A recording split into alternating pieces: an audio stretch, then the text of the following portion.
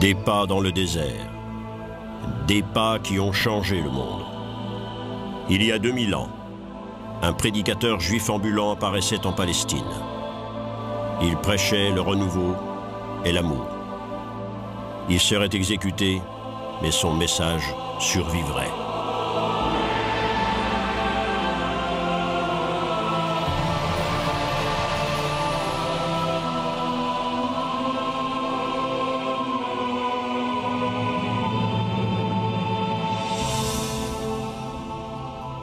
L'histoire du christianisme, un cortège infini d'humanité. Une route qui serpente à travers les siècles, pleine d'erreurs et de confusion, pleine de dévotion et de passion.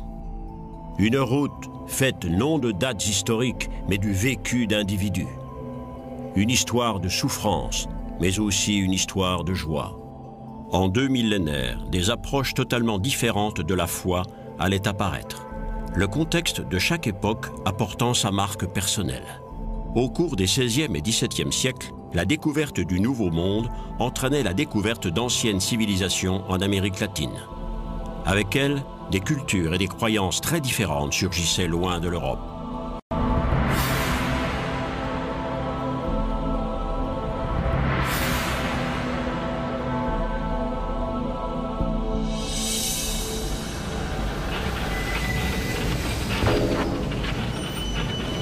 En 1785, l'Écossais James Watt enregistrait sous le numéro 1306 un brevet d'invention intitulé « Machine à énergie universelle ». Cette invention, la locomotive à vapeur, allait imprimer le rythme du nouvel ère. Elle conduirait vers le progrès, une production accrue et la mobilité des biens et des personnes. Elle allait également détruire le vieil ordre social, délaissant dédaigneusement les croyances de bonnes femmes. Ce serait un siècle de conflit entre le progrès et la tradition, entre le libéralisme et le conservatisme. La société se précipitait à toute vapeur vers un avenir pavé de changements radicaux et de bouleversements sociaux.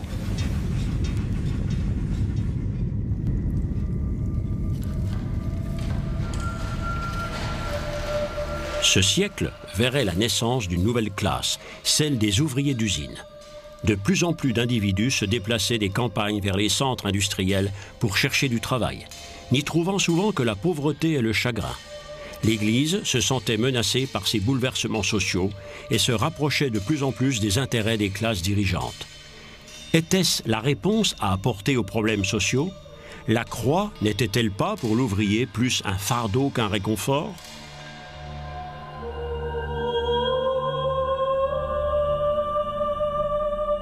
Le XIXe siècle s'ouvrait sur un désastre pour l'Église catholique. En Allemagne, les monastères et les biens d'église étaient nationalisés. Napoléon offrait aux dirigeants allemands les terres et les biens de l'Église en échange de leur silence sur les conquêtes françaises. Les chroniqueurs dénonçaient de sauvages excès. Ils ont fouillé les cercueils. Avec des barres de fer, ils ont retourné les restes putréfiés de vénérables cadavres et après avoir volé les pièces d'or et autres objets précieux, ils ont laissé les restes éparpillés dans un grand chamboulement, refermant à la hâte les tombes au-dessus d'eux. Les dirigeants recevaient en cadeau 100 000 km² de terre habitée par 3 millions de personnes. Un grand nombre de riches vêtements ecclésiastiques disparaissaient, les calices et les ciboires étaient fondus pour faire des pièces de monnaie. Des manuscrits de grande valeur étaient dérobés, vendus aux enchères ou transférés à l'État. Un journal local rapportait un cas parmi beaucoup d'autres. Cette année, le papetier Kaut a enlevé sur 8 chariots à 4 chevaux 4,5 tonnes de livres de la bibliothèque du monastère de Rothenburg. De précieux manuscrits redevenaient vulgaires pâte à papier.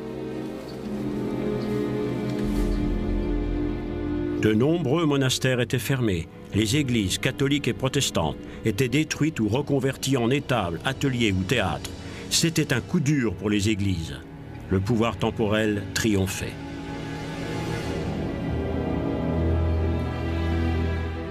Le 2 décembre 1804, le pape humilié regardait impuissant Napoléon se coiffer lui-même de la couronne de laurier en or massif. Pour cela, il n'avait désormais plus besoin de l'Église. Napoléon ordonnait, le pape devait écouter. Pie VII allait même devoir supporter l'affront de se voir retenu prisonnier par Napoléon. Ce n'est que beaucoup plus tard, quand Napoléon allait perdre de son pouvoir, que le pape pourrait rentrer à Rome. Aujourd'hui, la Cité du Vatican est la plus petite nation du monde. À Vienne, après la défaite de Napoléon, M. de Talleyrand faisait courtoisement danser l'aristocratie européenne venue au Congrès traiter de la réorganisation de l'Europe et de la réconciliation avec l'Église.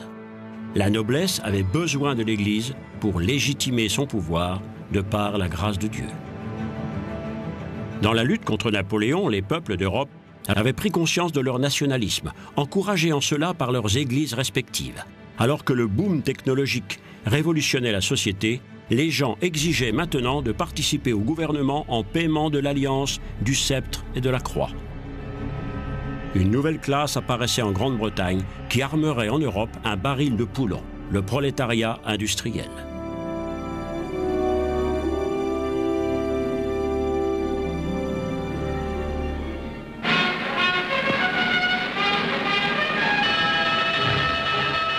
En 1830, la première ligne de chemin de fer était inaugurée en Angleterre.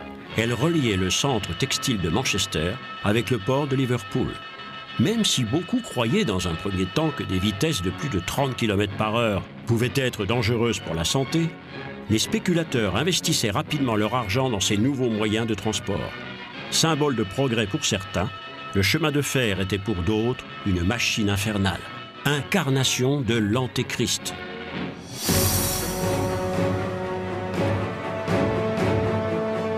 La puissance de la vapeur mettait la révolution industrielle sur les rails. Elle apportait une plus grande mobilité et permettait la mécanisation efficace du processus de production. Dans un premier temps, nombreux étaient ceux qui croyaient à l'utilité de passer d'une société agraire à une société industrielle. La pauvreté massive régnant en Europe régressait et le revenu par habitant montait légèrement. Le chemin de fer exigeait l'extraction d'énormes quantités de charbon et de minerais et favorisait l'explosion du commerce mondial. Un esprit de renouveau, comme un nouveau départ, flottait dans l'air, surtout dans la nouvelle classe possédante composée des propriétaires d'usines, des agents de change et des spéculateurs. Dans les centres industriels, cependant, l'euphorie première en la croyance au progrès faisait bientôt place à un réveil brutal.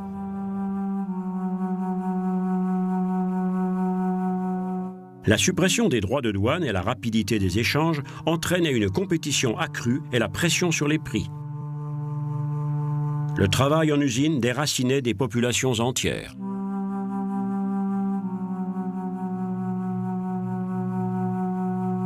La migration vers les villes industrielles et l'explosion démographique créaient une énorme vague de misère.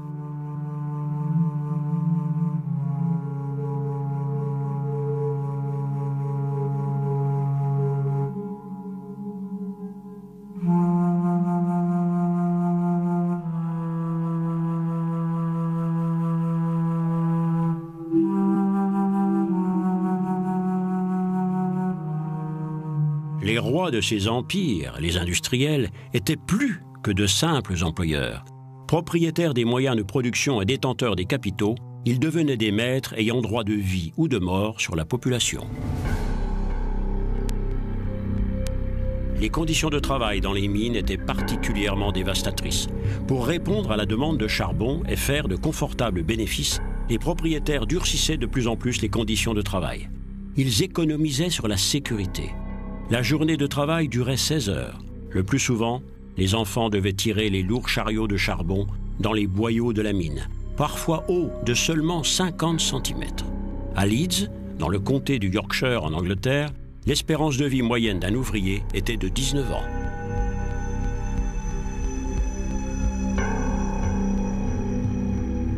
Les cimetières fleurissaient dans les centres industriels, rassemblement de milliers de destins malheureux et misérables. Mon père est mort 5 mois avant ma naissance, laissant derrière lui 6 enfants, moi non comptés. La misère était notre lot quotidien.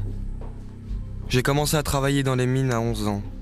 Si j'étais de l'équipe de nuit, j'allais à l'atelier le matin. Quand les travailleurs de fond, vieillis avant l'âge, arrivaient à 4 heures, ils prenaient d'abord un livre de cantiques dans leur placard. Puis ils chantaient et le chef de puits disait une prière.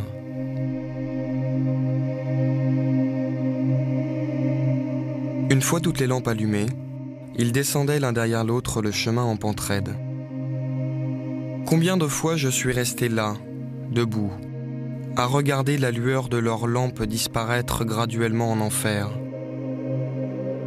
De temps en temps, on sortait quelques morts, tués par un effondrement ou par un coup de grisou. On les allongeait sur la table dans la salle commune. Puis arrivaient leurs femmes et leurs enfants.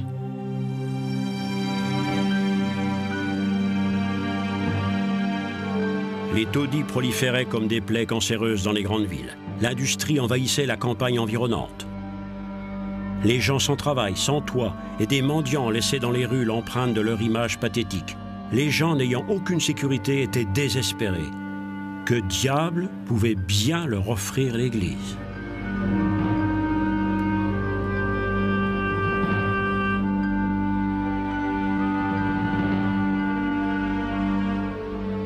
Telles les flèches des nouvelles cathédrales du progrès, les cheminées d'usines crachaient leur lourde fumée vers le ciel.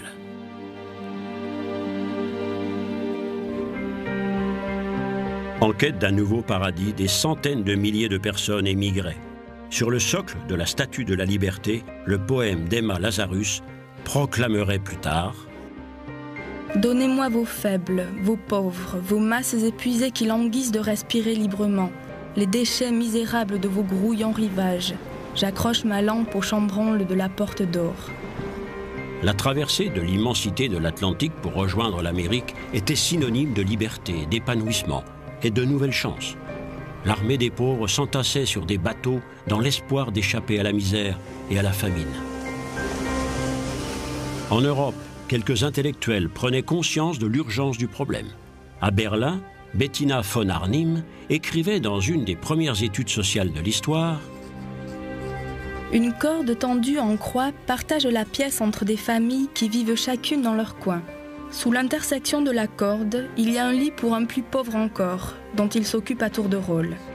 Les gens semblent indifférents au fait que les plus pauvres d'entre les pauvres vivent entassés, de plus en plus isolés de la population, tout en se transformant en un formidable contrepoids. »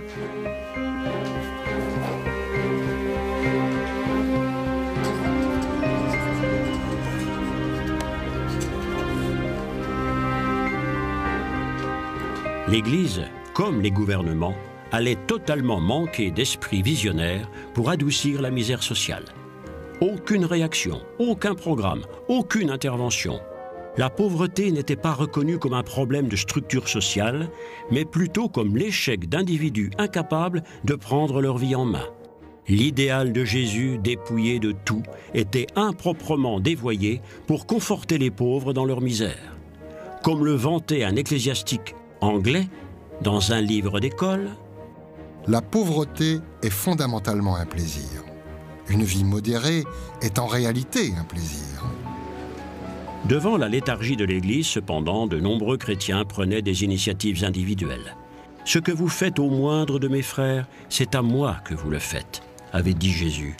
L'amour fraternel, le cœur du message chrétien, étaient mis en pratique par de nombreuses sociétés nouvellement fondées, souvent par des femmes courageuses.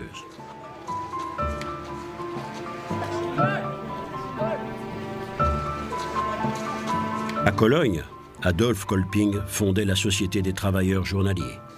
Non loin de là, à Kaiserswerth, l'Institut éducatif des infirmières protestantes prenait forme sous la direction de Theodor Fliedner. En Angleterre, berceau du capitalisme, William Booth forgeait les armes de l'armée du salut. Des adolescents par milliers, certains encore des enfants, sans foyer, sans ressources, erraient dans les rues des grandes villes. En 1833, l'enseignant et théologien protestant Johann Heinrich Vichern fondait la maison Raue où il pourrait trouver refuge.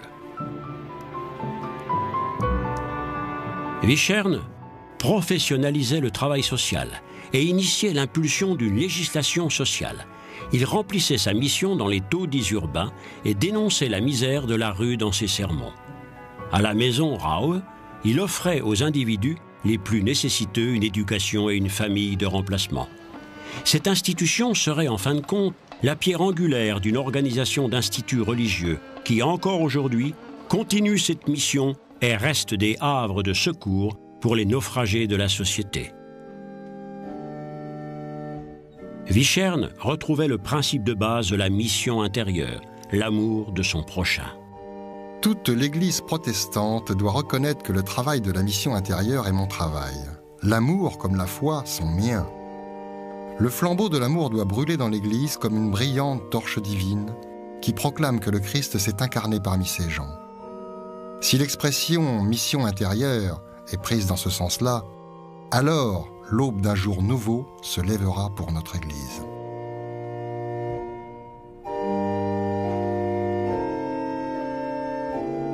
Les rêves d'un nouveau christianisme, y compris la maison Raue, n'étaient rien qu'une goutte de compassion dans un océan de désespoir. L'ordre social lui-même n'était pas mis en cause. Vichern tentait de réparer, mais il ne se révoltait pas contre ces conditions d'exploitation de l'individu. Les frères indigents ne restaient que des cas sociaux, jamais impliqués dans la création de nouvelles structures. Vichern échouait à convertir les prolétaires au christianisme. Cependant, le message chrétien se développait dans des mouvements de renouveau, attirant de plus en plus de fidèles. Les églises congrégationalistes libres. Au XIXe siècle, on appelait généralement méthodistes tous les groupes chrétiens qui adoptaient, loin de la rigidité des églises officielles, une autre méthode de pratique de la piété. La foi y était vécue comme une expérience joyeuse, émotionnelle. De petites communautés fermement soudées aidaient à surmonter l'anonymat des villes. La vie quotidienne, organisée selon de stricts principes chrétiens très ordonnés, fournissait un solide point d'appui.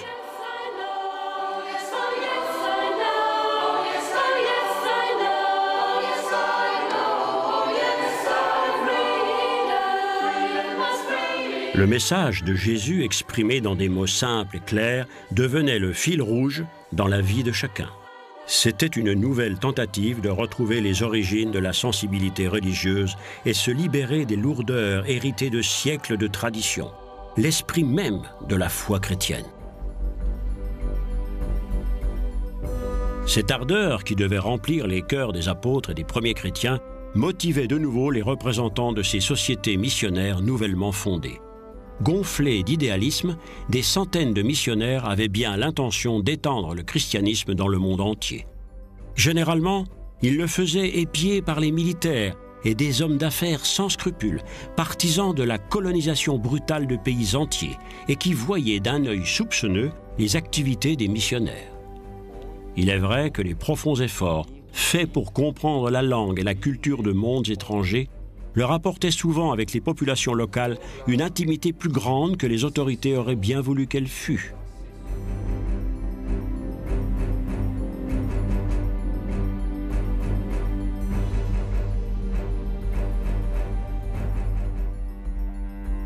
Cependant, au regard de la situation sociale dévastatrice en Europe, des voix de plus en plus critiques s'élevaient dans leurs propres rangs. Comme le clamait un prédicateur excédé d'une banlieue pauvre de Londres, « L'Église connaît certainement mieux les conditions de vie des Noirs en Afrique que celles épouvantables dans lesquelles les gens vivent ici. » De nouvelles idées révolutionnaires mûrissaient hors le sein de l'Église.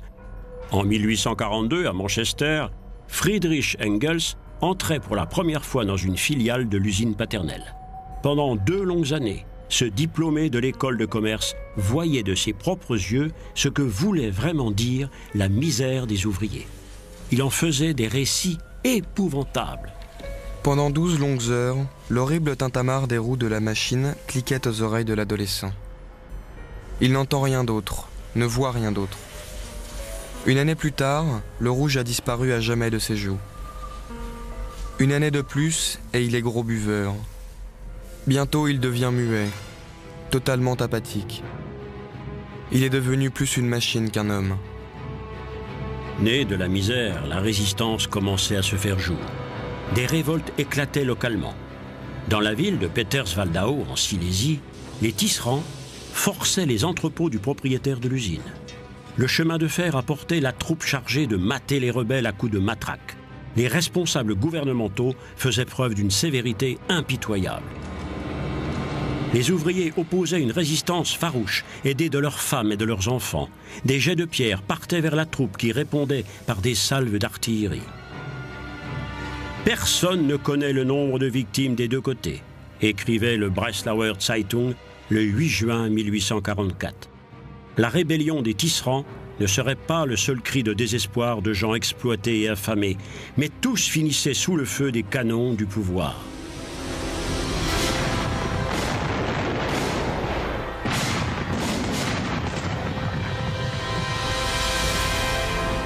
L'artiste Käthe Kollwitz consacrait un cycle de son œuvre à la rébellion des tisserands silésiens. Comme ses photographies de la misère sur le vif, tout près des gens, les tisserands étaient désespérés par la mécanisation et l'ouverture des marchés en Europe. L'Église prussienne ne s'élevait pas contre la répression brutale de l'État. Elle soutenait le point de vue douteux de maintien de l'ordre public, alors que nombre de membres du clergé étaient au contact direct de cette misère au quotidien. L'idée que toute autorité étatique a la légitimité divine était encore trop profondément dans les esprits.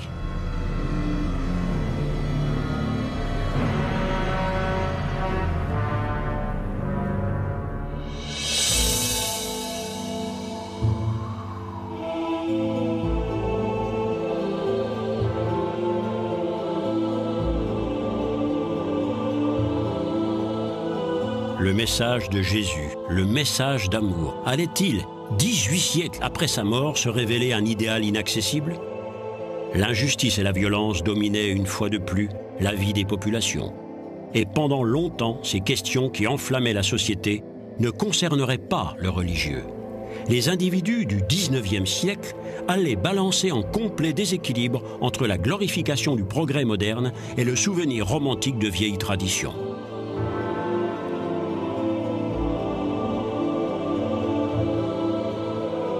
Le progrès et la réaction, une nouvelle façon de penser et les vieilles traditions de la foi se retrouvaient face à face, hostiles, irréconciliables. Le conflit déclenchait une nouvelle révolution et l'agitation sociale.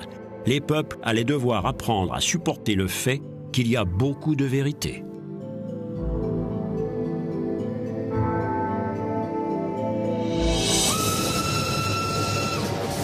L'année 1848 allait exploser comme une chaudière à vapeur en surpression.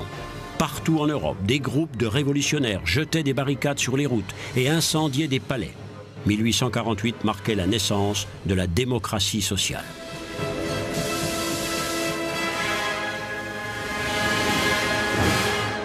Démocratie, du grec démos, le peuple, et kratos, le pouvoir. Souvent, les rébellions contre la famine servaient de détonateurs, mais la révolution était aussi et principalement le fait de nouvelles classes moyennes qui désiraient la liberté économique et le droit de participer au processus de décision. Le 27 décembre 1848, une proclamation des droits fondamentaux avait lieu en l'église Saint-Paul à Francfort. Les citoyens allemands se donnaient de nouvelles lois. Article 5, section 144. Chaque Allemand a droit à la pleine liberté de religion et de conscience. Section 147. L'État n'accordera sa préférence à aucune association religieuse. Dorénavant, il n'y aura plus d'église d'État. L'idée de tolérance religieuse, cette vieille demande des philosophes des Lumières, atteignait là son aboutissement. Cela n'avait rien à voir avec une tolérance gracieuse, mais plutôt avec le droit légal et imprescriptible de pouvoir pratiquer la religion de son choix. Malgré des débuts enthousiastes, les révolutions européennes de 1848 finissaient en fiasco. En attisant les craintes d'une anarchie révolutionnaire, les mouvements ouvriers s'attiraient les foudres des gouvernants. Les militaires mettaient finalement fin aux rêves d'unité et de liberté, une bonne fois pour toutes. Les forces de la réaction, les vieux dirigeants, avaient abattu l'arbre de la liberté.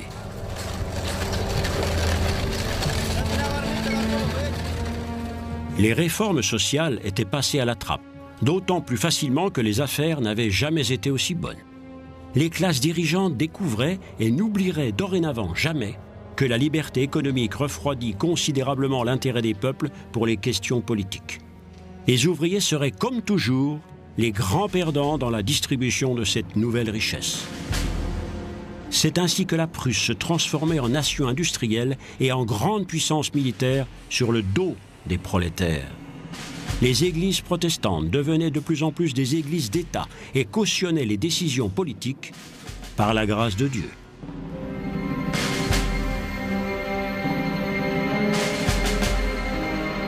Elles soutenaient l'interdiction du Parti socialiste, les lois d'exception et tous les abus qui ont donné pour toujours au mot « Prussia » une signification si négative.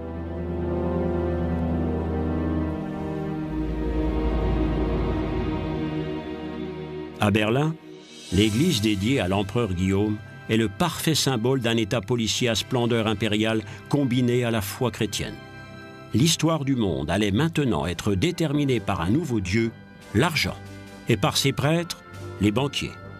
Heinrich Heine décrivait ainsi une visite dans l'établissement de James de Rothschild à Paris. Un frisson de révérence saisit nombre de personnes s'approchant de la porte de son bureau. Alors qu'un domestique en livrée traversait le couloir portant son pot de chambre, un spéculateur de la bourse saluait de son chapeau ce puissant personnage. Nous pouvons voir ici combien petit est l'homme et combien Dieu est grand. Car l'argent est le Dieu de notre temps, et Rothschild est son prophète.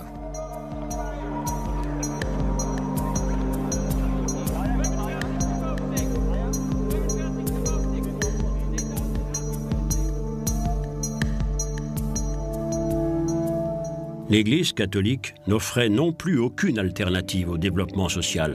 Au mieux, elle se réfugiait hors de la réalité dans un imaginaire ordre médiéval idéalisé. À Cologne, la cathédrale de style gothique était finalement achevée, comme une invocation du bon vieux temps. Des églises néo-gothiques apparaissaient soudain un peu partout. Un frisson mystique et une religiosité démodée étaient la seule alternative opposée à un monde qui faisait de l'argent froidement et de manière calculée.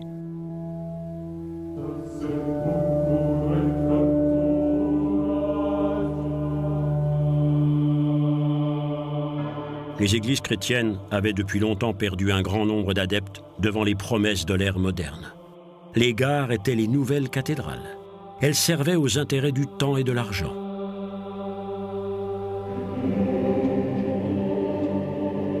Le monopole chrétien sur l'interprétation du monde avait disparu. La mode était au départ vers un monde sans Dieu, un monde entièrement modelé par la science et la technologie. Comme le disait un chroniqueur, « Nos machines font elles-mêmes leur travail sacré, de leur souffle ardent et de leurs membres d'acier infatigables. La machine est le sauveur de l'humanité, le Dieu qui libérera l'homme du travail. » Le siècle du machinisme entraînait comme un engrenage un changement après l'autre. Les tabous disparaissaient. La Bible même était depuis longtemps devenue un objet de curiosité scientifique. La vie de Jésus, après avoir été prouvée historiquement, était rejetée comme une histoire digne de la mythologie. Les journaux encensaient le progrès dans le monde.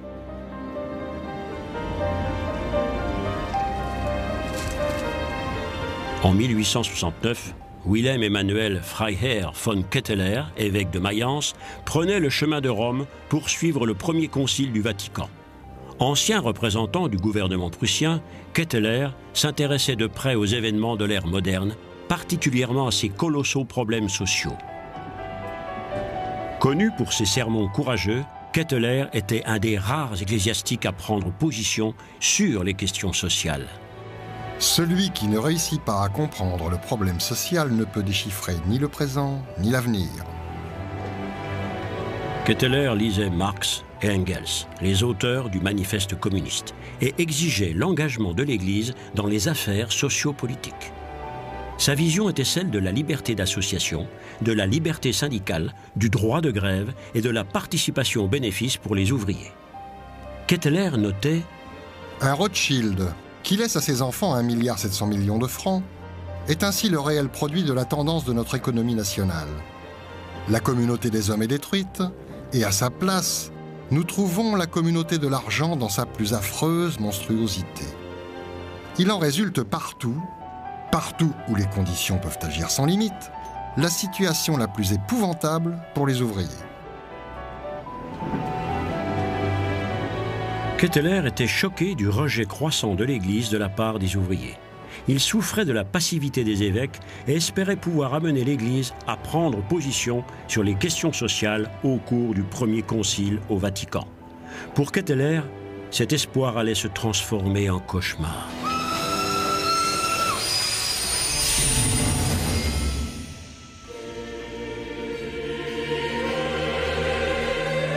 Le Vatican, à l'instar de toutes les forces réactionnaires d'Europe, s'était complètement coupé de cette question.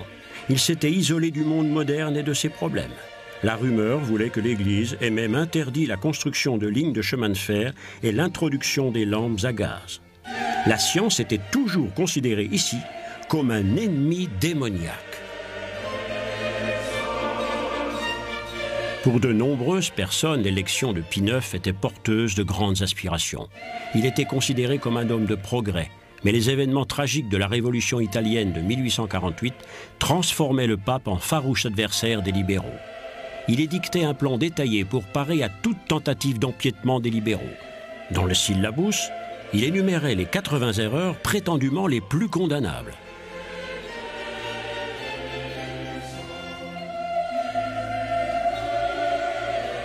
Le pape Pie IX s'opposait à la liberté de choix religieux. Il était contre la séparation de l'Église et de l'État, contre la confiscation du pouvoir temporel par l'Église et contre toute forme de dialogue avec la culture moderne. Ce pape allait être à l'origine d'un formidable recul. Le 8 décembre 1869 s'ouvrait le premier concile du Vatican. Les images de Vatican II, un siècle plus tard, donnent une idée de la splendeur et de la pompe exhibée par l'Église et dont Ketteler était alors témoin.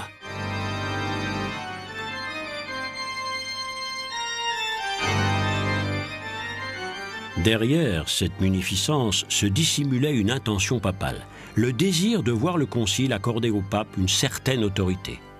Après la cérémonie inaugurale solennelle, les 700 délégués se voyaient remettre un document, jusque-là tenu secret, et qu'ils devaient ratifier. Ce document ne consacrait pas moins que le dogme d'infaillibilité du pape dans tout ce qui concernait l'enseignement des questions morales et de la foi. Contre toute attente, Pie IX faisait face à une opposition massive. L'évêque Ketteler rejoignait les protestataires. Une nouvelle fois, l'Église catholique faisait face à la menace d'un nouveau schisme à cause de problèmes internes.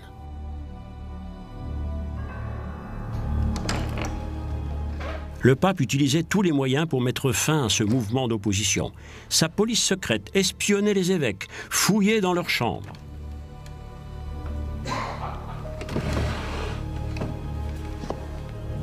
Des lettres étaient confisquées ou censurées. Sous peine de péché mortel, on interdisait aux évêques et aux prélats de rendre compte des réunions du concile. Mais des rapports parvenaient cependant à l'extérieur en secret, sous couvert de diverses ambassades à Rome.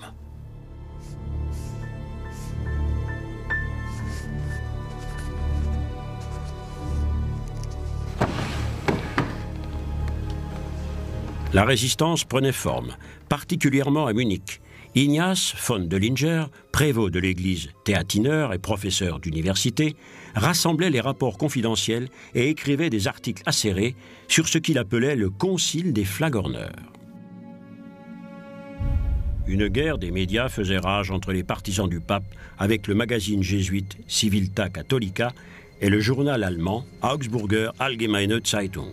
Plus tard, Döllinger rassemblerait des signatures pour le refus de la reconnaissance du concile, ce qui finalement entraînerait son excommunication.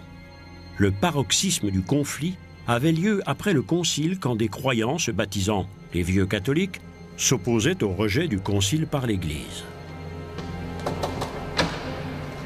Le pape qualifiait ses adversaires d'ânes, de traîtres et de sectaires.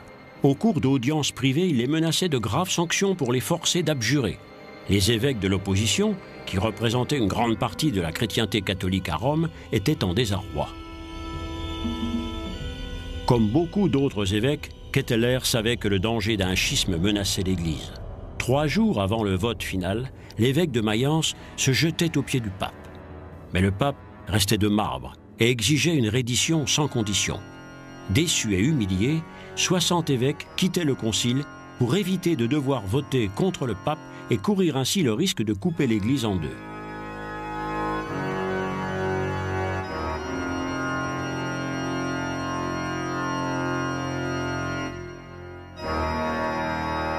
Le 18 juillet 1870, le dogme de l'infaillibilité papale était ratifié, accompagné par un solennel Te Deum et un terrible orage que beaucoup interprétaient comme une protestation du ciel.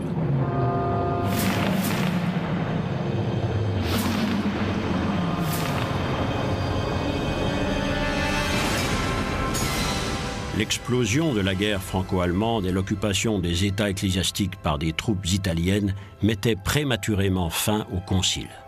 Le Vatican devenait le défenseur de la vieille tradition, une forteresse assiégée par un monde en plein bouleversement.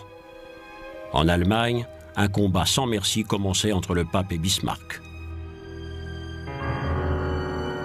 Bismarck voulait mettre fin à l'influence du pape et à celle du parti catholique centriste en Prusse protestante.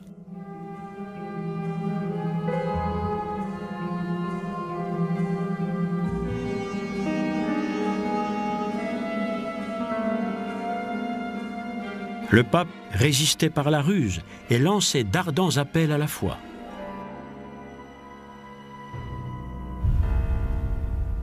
Le catholicisme politique, comme le proclamait le pape à l'Église tout entière, provoquait la colère de la classe moyenne libérale.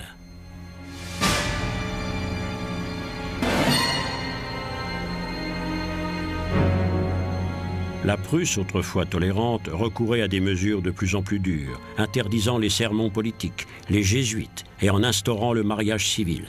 L'investiture des dignitaires devenait une question âprement disputée. Quelques ecclésiastiques étaient même arrêtés. L'Église se battait contre un gouvernement ne désirant plus accepter la participation des évêques dans des questions politiques. L'offensive de Bismarck allait entrer dans les livres d'histoire comme une lutte culturelle. L'Église papale était de plus en plus sur la défensive.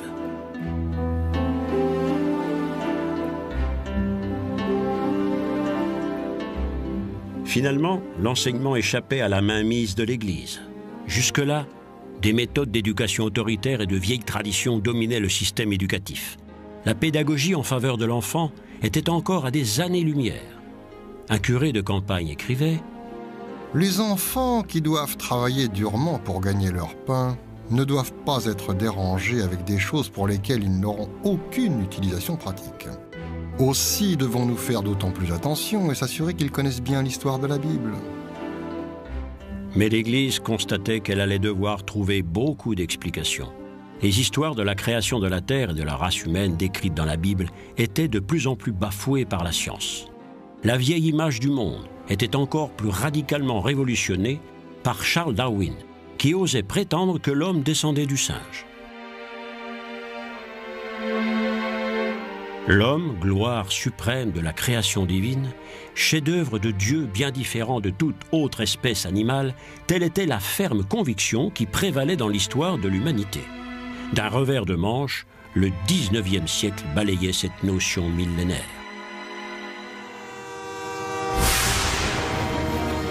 Mais les systèmes de transport modernes permettaient aussi de se rendre en pèlerinage.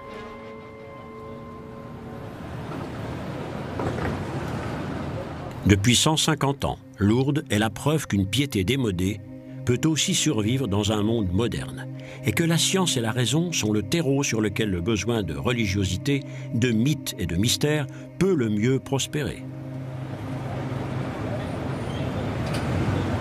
Chaque année, 5 millions de touristes et des pèlerins venus du monde entier viennent dans cette petite ville perdue dans les Pyrénées, non loin de la frontière espagnole. Cette religiosité, peut-être aussi vieille que l'humanité elle-même, est évidemment un défi égal à n'importe quelle idéologie moderne. Il semble que ni la science ni la raison ne puissent l'atteindre.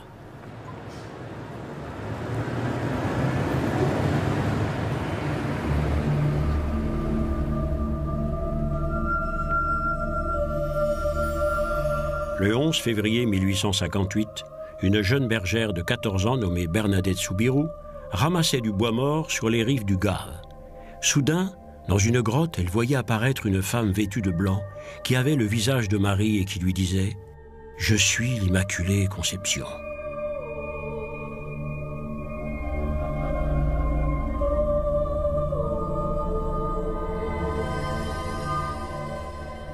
Cette apparition a fait la fortune de la ville, devenue le centre de la croyance au miracle, un juteux marché du religieux. Mais c'est aussi un site sacré qui cristallise tous les espoirs et tous les désirs profonds du monde.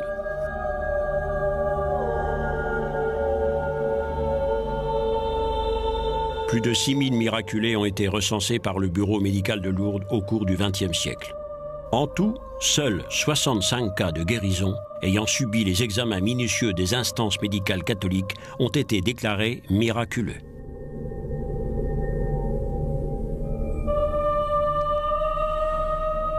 Tous les soirs, à 8h30, le long cortège des bougies forme comme un serpent de lumière pour implorer le renouvellement de ces miracles.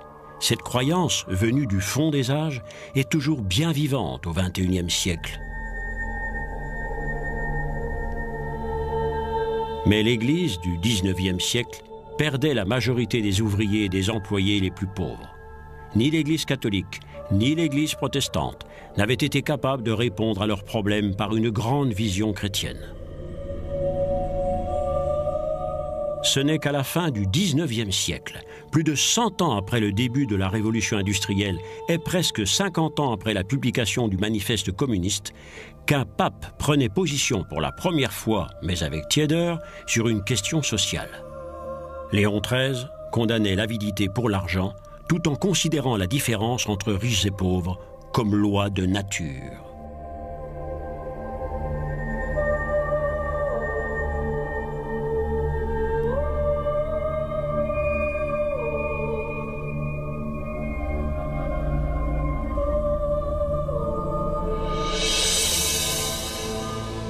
Au XIXe siècle, le christianisme avait cheminé, tiraillé entre deux opposés, entre le renouvellement d'une vieille tradition de croyance et l'abandon de toute religion et croyance. Pour de nombreuses personnes du XIXe siècle, l'histoire du christianisme apparaissait soudain comme une histoire d'épouvante, une erreur vieille de 2 millénaires, une ère sombre dans l'histoire humaine que les temps modernes avaient enfin surmontée. Mais ceux qui déclaraient que Dieu était mort érigeaient de nouveaux panthéons. Pour eux, le paradis était disponible ici et maintenant. Cette utopie aboutirait à des guerres violentes.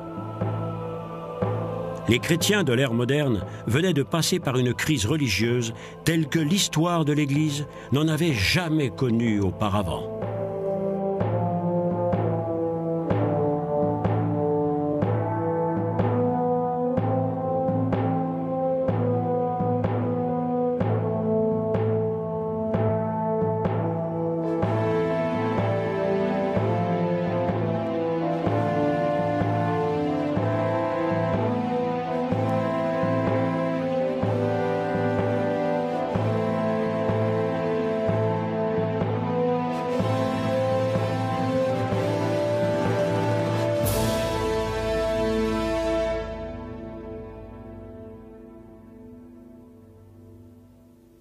Le concile quand des croyants se baptisant les vieux catholiques s'opposaient au rejet du concile par l'Église.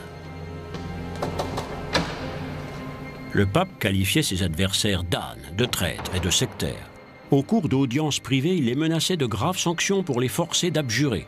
Les évêques de l'opposition, qui représentaient une grande partie de la chrétienté catholique à Rome, étaient en désarroi. Comme beaucoup d'autres évêques, Ketteler savait que le danger d'un schisme menaçait l'Église. 3 jours avant le vote final, l'évêque de Mayence se jetait aux pieds du pape. Mais le pape restait de marbre et exigeait une reddition sans condition. Déçus et humiliés, 60 évêques quittaient le concile pour éviter de devoir voter contre le pape et courir ainsi le risque de couper l'Église en deux.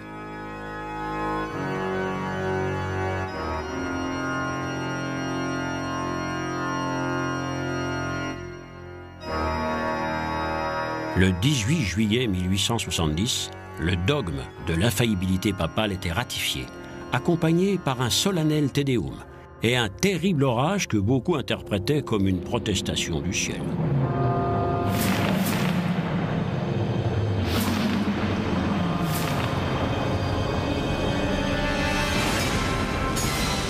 L'explosion de la guerre franco-allemande et l'occupation des États ecclésiastiques par des troupes italiennes mettaient prématurément fin au concile. Le Vatican devenait le défenseur de la vieille tradition, une forteresse assiégée par un monde en plein bouleversement. En Allemagne, un combat sans merci commençait entre le pape et Bismarck. Bismarck voulait mettre fin à l'influence du pape et à celle du parti catholique centriste en Prusse protestante.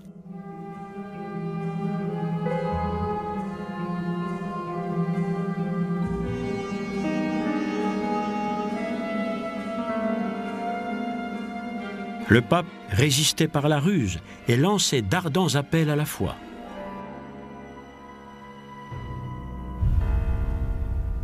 Le catholicisme politique, comme le proclamait le pape à l'Église tout entière, provoquait la colère de la classe moyenne libérale.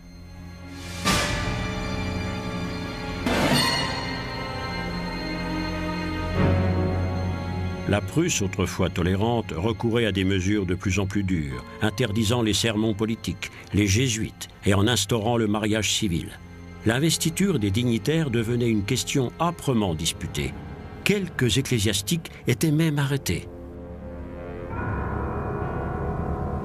L'Église se battait contre un gouvernement ne désirant plus accepter la participation des évêques dans des questions politiques.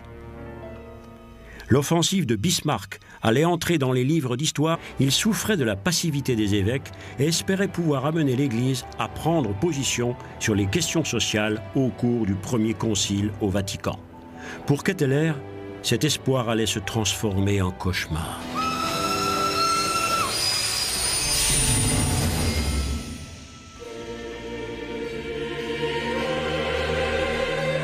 Le Vatican, à l'instar de toutes les forces réactionnaires d'Europe, s'était complètement coupé de cette question. Il s'était isolé du monde moderne et de ses problèmes. La rumeur voulait que l'Église ait même interdit la construction de lignes de chemin de fer et l'introduction des lampes à gaz. La science était toujours considérée ici comme un ennemi démoniaque. Pour de nombreuses personnes, l'élection de Pie IX était porteuse de grandes aspirations. Il était considéré comme un homme de progrès, mais les événements tragiques de la Révolution italienne de 1848 transformaient le pape en farouche adversaire des libéraux. Il édictait un plan détaillé pour parer à toute tentative d'empiétement des libéraux. Dans le syllabus, il énumérait les 80 erreurs prétendument les plus condamnables.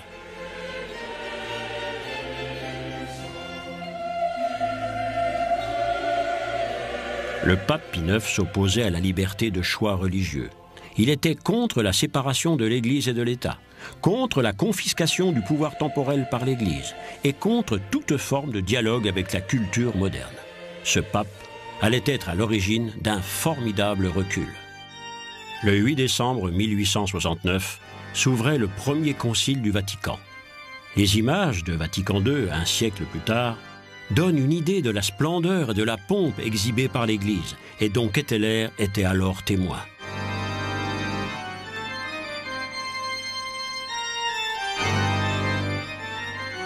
Derrière cette munificence se dissimulait une intention papale, le désir de voir le concile accorder au pape une certaine autorité. Après la cérémonie inaugurale solennelle, les 700 délégués se voyaient remettre un document, jusque-là tenu secret, et qu'ils devaient ratifier. Ce document ne consacrait pas moins que le dogme d'infaillibilité du pape dans tout ce qui concernait l'enseignement des questions morales et de la foi.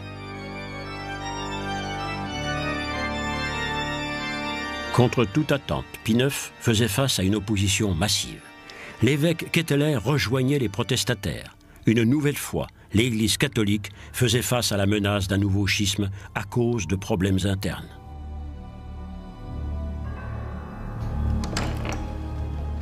Le pape utilisait tous les moyens pour mettre fin à ce mouvement d'opposition. Sa police secrète espionnait les évêques, fouillait dans leurs chambres.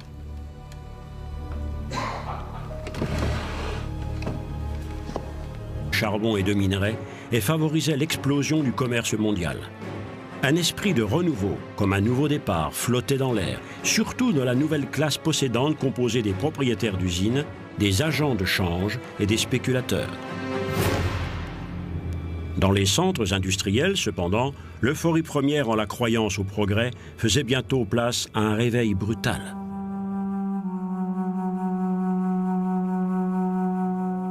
La suppression des droits de douane et la rapidité des échanges entraînaient une compétition accrue et la pression sur les prix. Le travail en usine déracinait des populations entières.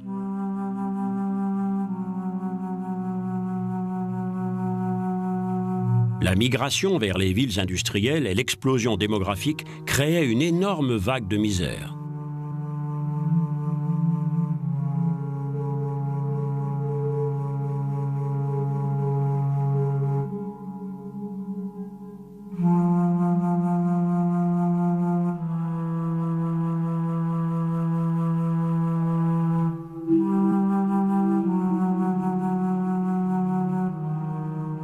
Les rois de ces empires, les industriels, étaient plus que de simples employeurs. Propriétaires des moyens de production et détenteurs des capitaux, ils devenaient des maîtres ayant droit de vie ou de mort sur la population. Les conditions de travail dans les mines étaient particulièrement dévastatrices. Pour répondre à la demande de charbon et faire de confortables bénéfices, les propriétaires durcissaient de plus en plus les conditions de travail. Ils économisaient sur la sécurité. La journée de travail durait 16 heures. Le plus souvent, les enfants devaient tirer les lourds chariots de charbon dans les boyaux de la mine, parfois hauts de seulement 50 cm. À Leeds, dans le comté du Yorkshire en Angleterre, l'espérance de vie moyenne d'un ouvrier était de 19 ans.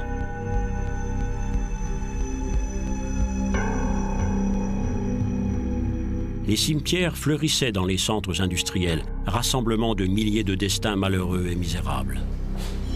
Mon père est mort 5 mois avant ma naissance, laissant derrière lui 6 enfants, moi non compté. La misère était notre lot quotidien. J'ai commencé à travailler dans les mines à 11 ans. Si j'étais de l'équipe de nuit, j'allais à l'atelier le matin.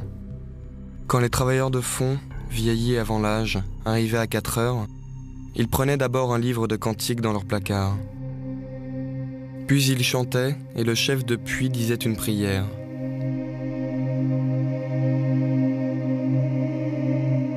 Une fois toutes les lampes allumées, ils descendaient l'un derrière l'autre le chemin en pente raide. Combien de fois je suis resté là, debout, à regarder la lueur de leurs lampes disparaître. Des agents de change et des spéculateurs. Dans les centres industriels, cependant, l'euphorie première en la croyance au progrès faisait bientôt place à un réveil brutal.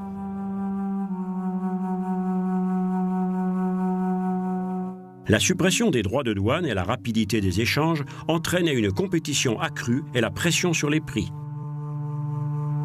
Le travail en usine déracinait des populations entières.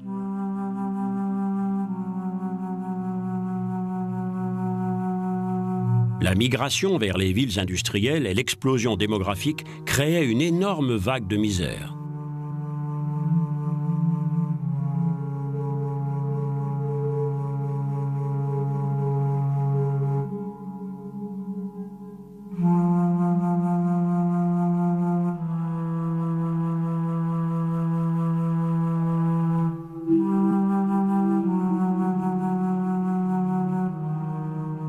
Les rois de ces empires, les industriels, étaient plus que de simples employeurs. Propriétaires des moyens de production et détenteurs des capitaux, ils devenaient des maîtres ayant droit de vie ou de mort sur la population. Les conditions de travail dans les mines étaient particulièrement dévastatrices. Pour répondre à la demande de charbon et faire de confortables bénéfices, les propriétaires durcissaient de plus en plus les conditions de travail. Ils économisaient sur la sécurité. La journée de travail durait 16 heures.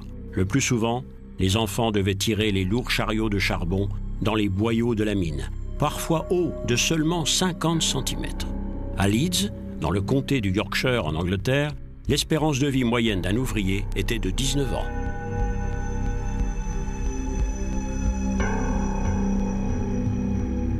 les cimetières fleurissaient dans les centres industriels, rassemblement de milliers de destins malheureux et misérables. Mon père est mort 5 mois avant ma naissance, laissant derrière lui 6 enfants, moi non compté. La misère était notre lot quotidien. J'ai commencé à travailler dans les mines à 11 ans. Si j'étais de l'équipe de nuit, j'allais à l'atelier le matin. Quand les travailleurs de fond, vieillis avant l'âge, arrivaient à 4 heures, ils prenaient d'abord un livre de cantiques dans leur placard. Puis ils chantaient et le chef de puits disait une prière.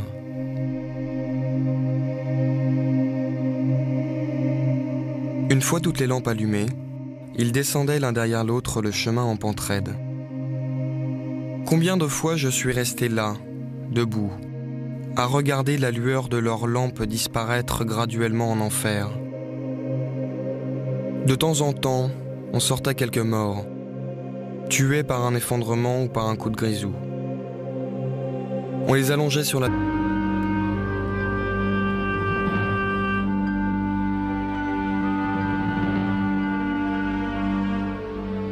Telles les flèches des nouvelles cathédrales du progrès, les cheminées d'usines crachaient leur lourde fumée vers le ciel.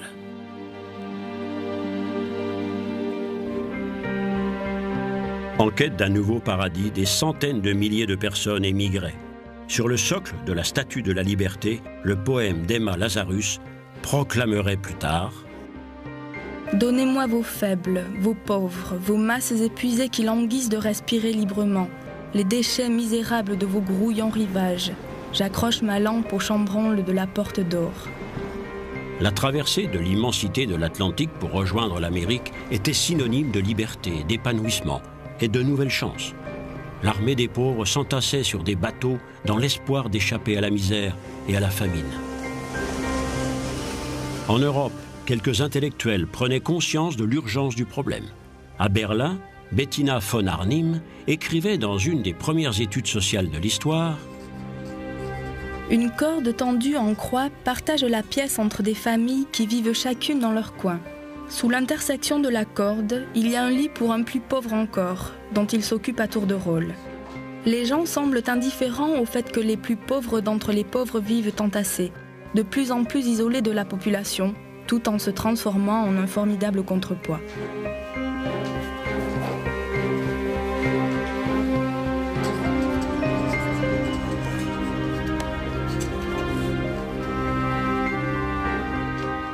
L'Église, comme les gouvernements, allait totalement manquer d'esprit visionnaire pour adoucir la misère sociale.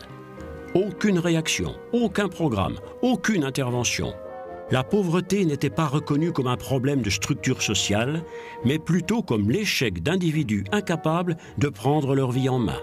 L'idéal de Jésus, dépouillé de tout, était improprement dévoyé pour conforter les pauvres dans leur misère. Comme le vantait un ecclésiastique anglais dans un livre d'école, « La pauvreté est fondamentalement un plaisir.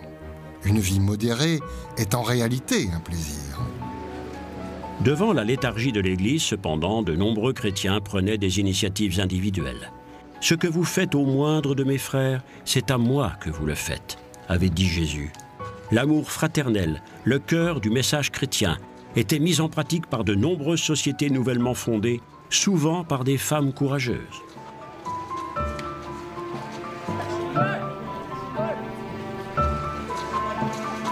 À Cologne, Adolf Kolping fondait la Société des travailleurs journaliers.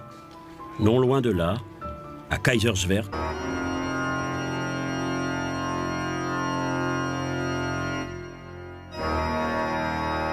le 18 juillet 1870, le dogme de l'infaillibilité papale était ratifié, accompagné par un solennel Te Deum et un terrible orage que beaucoup interprétaient comme une protestation du ciel.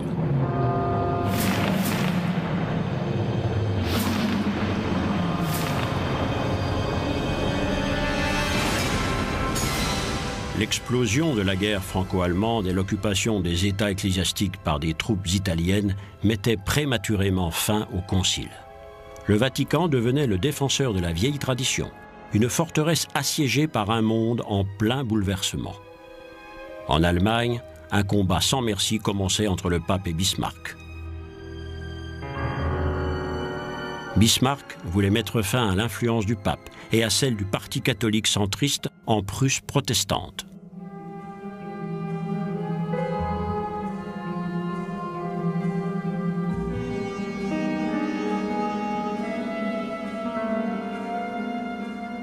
Le pape résistait par la ruse et lançait d'ardents appels à la foi.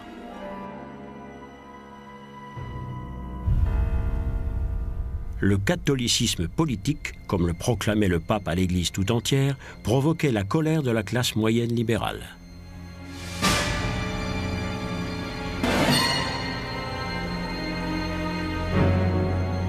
La Prusse, autrefois tolérante, recourait à des mesures de plus en plus dures, interdisant les sermons politiques, les jésuites et en instaurant le mariage civil. L'investiture des dignitaires devenait une question âprement disputée. Quelques ecclésiastiques étaient même arrêtés. L'Église se battait contre un gouvernement ne désirant plus accepter la participation des évêques dans des questions politiques. L'offensive de Bismarck allait entrer dans les livres d'histoire comme une lutte culturelle. L'Église papale était de plus en plus sur la défensive.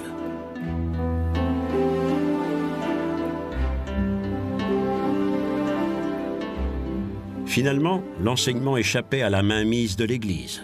Jusque-là, des méthodes d'éducation autoritaire et de vieilles traditions dominaient le système éducatif. La pédagogie en faveur de l'enfant était encore à des années-lumière. Un curé de campagne écrivait « Les enfants qui doivent travailler durement pour gagner leur pain ne doivent pas être dérangés avec des choses pour lesquelles ils n'auront aucune utilisation pratique. Aussi devons-nous faire d'autant plus attention et s'assurer qu'ils connaissent bien l'histoire de la Bible. » Mais l'Église constatait qu'elle allait devoir trouver beaucoup d'explications. Les histoires de la création de la terre et de la race humaine décrites dans la Bible étaient « Car l'argent est le Dieu de notre temps, et Rothschild est son prophète. »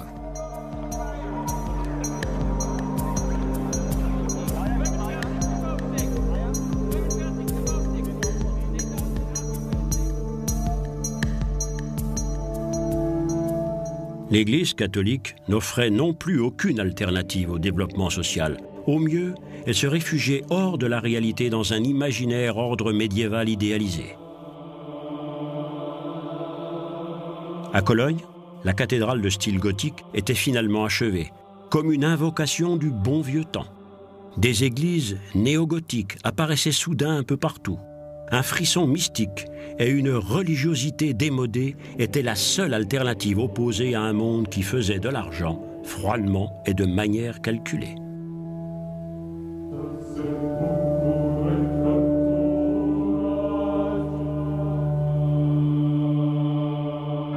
Les églises chrétiennes avaient depuis longtemps perdu un grand nombre d'adeptes devant les promesses de l'ère moderne.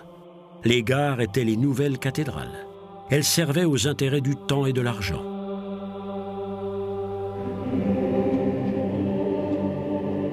Le monopole chrétien sur l'interprétation du monde avait disparu. La mode était au départ vers un monde sans Dieu, un monde entièrement modelé par la science et la technologie. Comme le disait un chroniqueur, « Nos machines font elles-mêmes leur travail sacré, de leur souffle ardent et de leurs membres d'acier infatigables. La machine est le sauveur de l'humanité, le Dieu qui libérera l'homme du travail. » Le siècle du machinisme entraînait comme un engrenage un changement après l'autre. Les tabous disparaissaient. La Bible même était depuis longtemps devenue un objet de curiosité scientifique. La vie de Jésus, après avoir été prouvée historiquement, était rejetée comme une histoire digne de la mythologie. Les journaux encensaient le progrès dans le monde.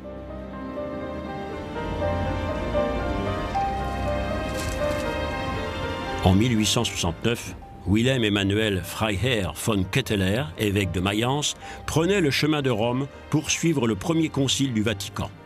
Ancien représentant du gouvernement prussien, Ketteler s'intéressait de près aux événements de l'ère moderne, particulièrement à ses colossaux problèmes sociaux.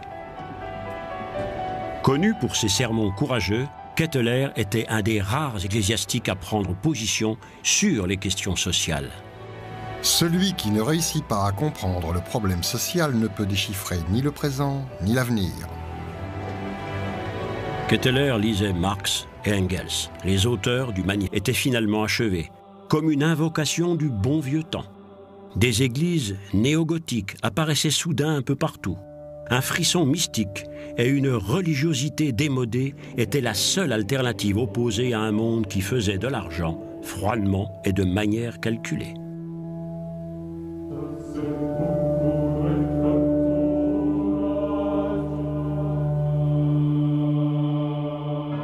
Les églises chrétiennes avaient depuis longtemps perdu un grand nombre d'adeptes devant les promesses de l'ère moderne. Les gares étaient les nouvelles cathédrales. Elles servaient aux intérêts du temps et de l'argent.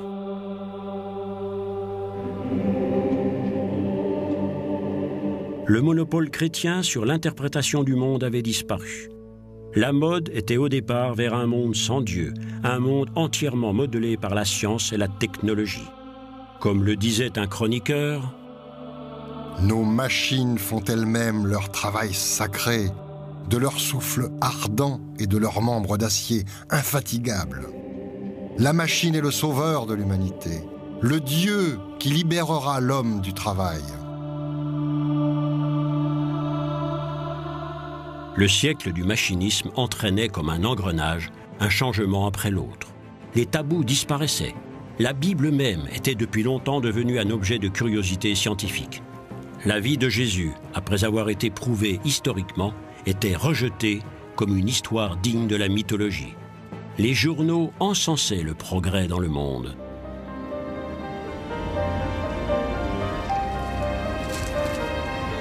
En 1869, Wilhelm Emanuel Freiherr von Ketteler, évêque de Mayence, prenait le chemin de Rome pour suivre le premier concile du Vatican. Ancien représentant du gouvernement prussien, Ketteler s'intéressait de près aux événements de l'ère moderne, particulièrement à ses colossaux problèmes sociaux. Connu pour ses sermons courageux, Ketteler était un des rares ecclésiastiques à prendre position sur les questions sociales. Celui qui ne réussit pas à comprendre le problème social ne peut déchiffrer ni le présent ni l'avenir.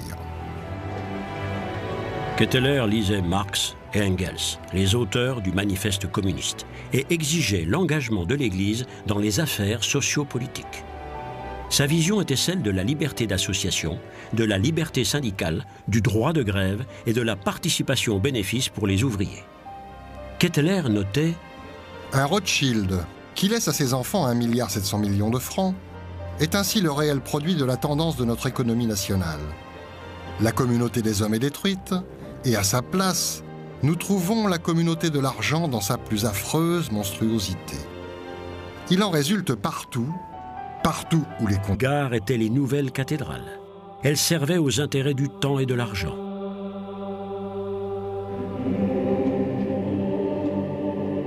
Le monopole chrétien sur l'interprétation du monde avait disparu. La mode était au départ vers un monde sans Dieu, un monde entièrement modelé par la science et la technologie. Comme le disait un chroniqueur, « Nos machines font elles-mêmes leur travail sacré, de leur souffle ardent et de leurs membres d'acier infatigables. La machine est le sauveur de l'humanité, le Dieu qui libérera l'homme du travail. »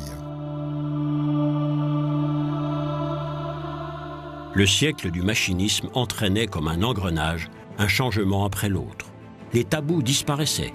La Bible même était depuis longtemps devenue un objet de curiosité scientifique.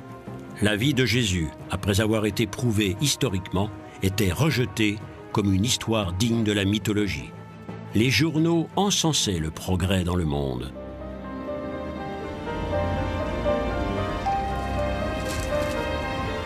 En 1869, Wilhelm Emanuel Freiherr von Ketteler, évêque de Mayence, prenait le chemin de Rome pour suivre le premier concile du Vatican. Ancien représentant du gouvernement prussien, Ketteler s'intéressait de près aux événements de l'ère moderne, particulièrement à ses colossaux problèmes sociaux. Connu pour ses sermons courageux, Ketteler était un des rares ecclésiastiques à prendre position sur les questions sociales. Celui qui ne réussit pas à comprendre le problème social ne peut déchiffrer ni le présent ni l'avenir. Ketteler lisait Marx et Engels, les auteurs du manifeste communiste, et exigeait l'engagement de l'Église dans les affaires sociopolitiques. Sa vision était celle de la liberté d'association, de la liberté syndicale, du droit de grève et de la participation aux bénéfices pour les ouvriers.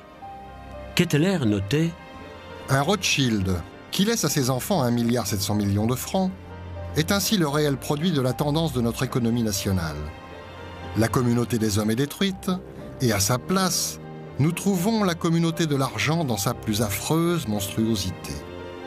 Il en résulte partout où les conditions peuvent agir sans limite, la situation la plus épouvantable pour les ouvriers. » Ketteler était choqué du rejet croissant de l'Église de la part des ouvriers.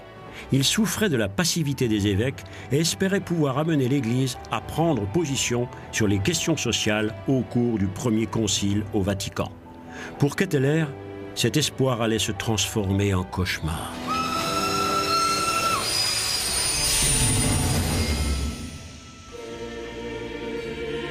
Mettait prématurément fin au concile. Le Vatican devenait le défenseur de la vieille tradition, une forteresse assiégée par un monde en plein bouleversement. En Allemagne, un combat sans merci commençait entre le pape et Bismarck.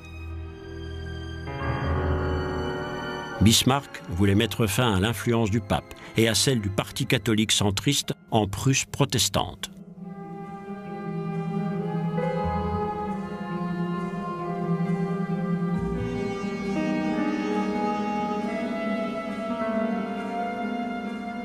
Le pape résistait par la ruse et lançait d'ardents appels à la foi.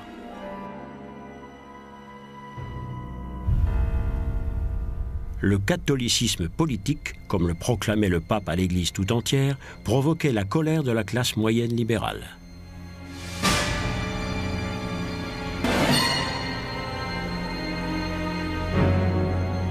La Prusse, autrefois tolérante, recourait à des mesures de plus en plus dures, interdisant les sermons politiques, les jésuites et en instaurant le mariage civil. L'investiture des dignitaires devenait une question âprement disputée. Quelques ecclésiastiques étaient même arrêtés. L'Église se battait contre un gouvernement ne désirant plus accepter la participation des évêques dans des questions politiques. L'offensive de Bismarck allait entrer dans les livres d'histoire comme une lutte culturelle. L'Église papale était de plus en plus sur la défensive.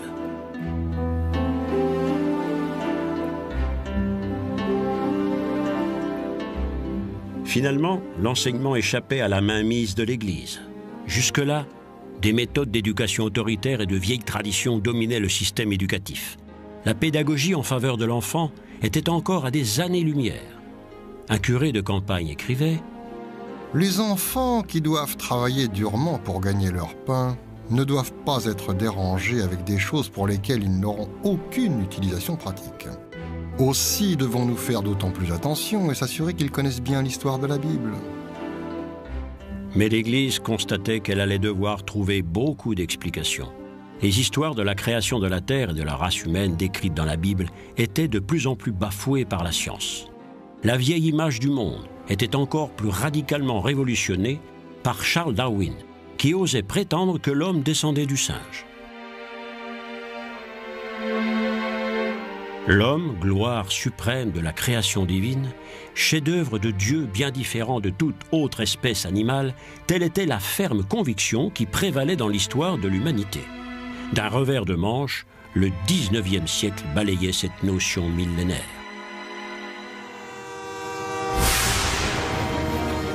Mais les